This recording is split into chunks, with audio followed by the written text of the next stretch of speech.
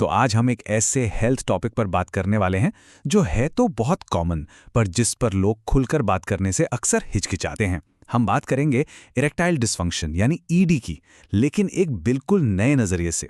इसे सिर्फ एक प्रॉब्लम की तरह नहीं, बल्कि हमारे शरीर से मिलने वाले एक ज़रूरी इशारे की तरह देखेंगे।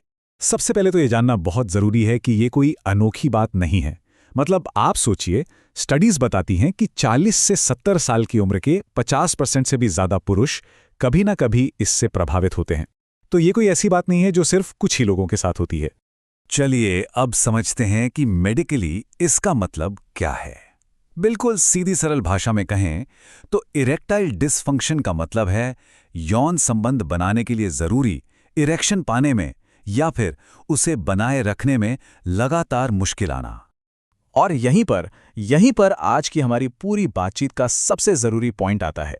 ईडी को सिर्फ एक सेक्सुअल प्रॉब्लम की तरह नहीं देखना चाहिए। ये अक्सर हमारे शरीर का एक तरह का अर्ली वार्निंग सिस्टम होता है, एक अलार्म जो हमें बता रहा होता है कि शायद बॉडी के अंदर कोई और बड़ी हेल्थ प्रॉब्लम पनप रही है, जैसे कि दिल की बीमारी।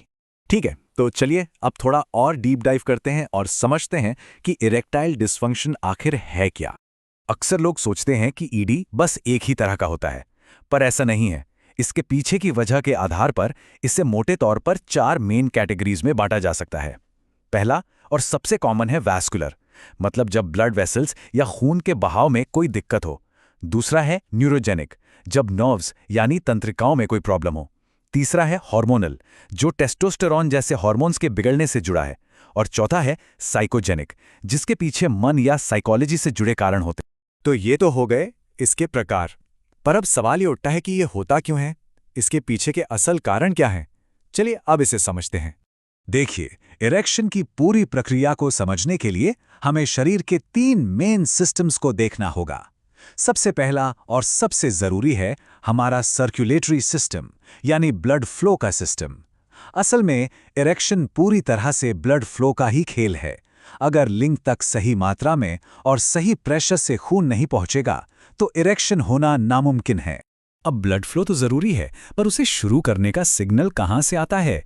वो काम करता है हमारा नर्वस सिस्टम। हमारी नसें एक तरह से एक कम्युनिकेशन नेटवर्क हैं। दिमाग से लिंग तक सिग्नल भेजकर यही सिस्टम पूरी प्रक्रिया को हरी झंडी दिखाता है। और फिर तीसरा सिस्टम है एंडोक्राइन सिस्टम, जो हमारे हार्मोन्स को कंट्रोल करता है। टेस्टोस्टेरोन जैसे हार्मोन इस पूरी प्रक्रिया में एक सपोर्टिंग रोल निभाते हैं। मतलब एक सही इरेक्शन के लिए इन तीनों सिस्टम्स का एक साथ बिल्कुल तालमेल में काम करना बेहद जरूरी है। और बात सिर्फ इन 3 सिस्टम्स तक ही नहीं रुकती।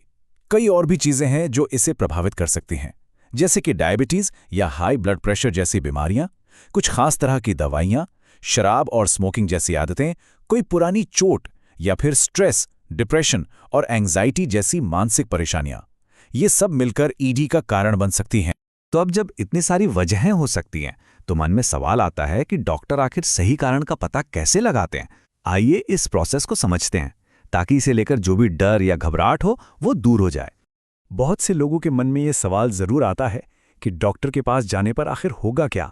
इसे एक टेस्ट या इम्तिहान की तरह नहीं, बल्कि एक बातचीत की तरह देखना चाहिए, जहां डॉक्टर और पेशेंट मिलकर प्रॉब्लम को समझने की कोशिश करते हैं।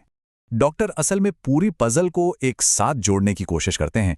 वो शायद पूछेंगे कि कौन सी दवाइयां चल रही हैं, स्ट्रेस या एंग्जाइटी का लेवल क्या है, रिश्तों में कोई परेशानी तो नहीं, ये लक्षण कब से शुरू हुए। वो ये भी पूछ सकते हैं कि क्या सुबह या रात में इरेक्शन होता है, क्योंकि इससे ये समझने में मदद मिलती है कि प्रॉब्लम फिजिकल है या साइकोलॉजिकल। और यहीं पर सबसे जरूरी बात आती है ईमानदारी। हाँ, ये थोड़ा अजीब लग सकता है इन सब चीज़ों पर बात करना, इसमें कोई शक नहीं, लेकिन सच यही है कि डॉक्टर से खुलकर और ईमानदारी से बात करना ही सही कारण और सही इलाज तक पहुंचने का सबसे सीधा और सबसे तेज रास्ता है। तो एक बार जब वजह पता चल जाती है तो अगला कदम होता है इलाज। और अच्छी खबर यह है कि आज के समय में इसके लिए कई तरह के विकल्प मौजूद हैं। इसे हम एक टूल किट की तरह देख सकते हैं, जिसमें अलग अलग समस्याओं के लिए अलग अलग औजार हैं। इस टूल किट में मोटे तौर पर 4 तरह के टूल्स होते हैं। पहला है लाइफस्टाइल में बदलाव, दूसरा है खाने वाली दवाइयाँ, तीसरा है दूसरे मेडिकल ट्रीटमेंट्स और चौथा है थेरेपी और काउंसलिंग, जो मानसिक पहलू पर काम करती हैं। इलाज के 2 मेन रास्ते हैं, एक तरफ है अपनी लाइफस्टाइल को ठीक करना, जैसे एक्सरसाइज, स्मोकिंग छोड़ना, हेल्दी खाना, जो शरीर को अंदर से ठीक करता है।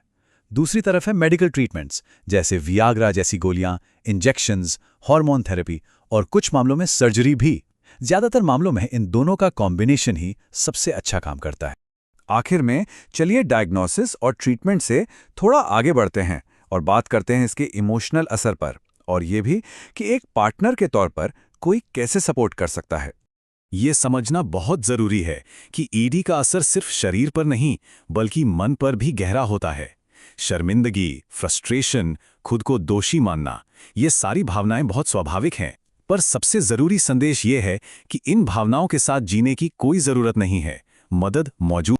ऐसे में पार्टनर का सपोर्ट बहुत बहुत मायने रखता है। ये कुछ आसान तरीके हैं जिनसे मदद की जा सकती है। खुलकर बात करने के लिए माहौल बनाएं, उन्हें याद दिलाएं कि वो अकेले नहीं हैं। मिलकर हेल्दी आदतें अपनाएं और प्यार और अपनापन जताने के दूसरे तरीके खोजें। ये एक टीम एफर्ट है।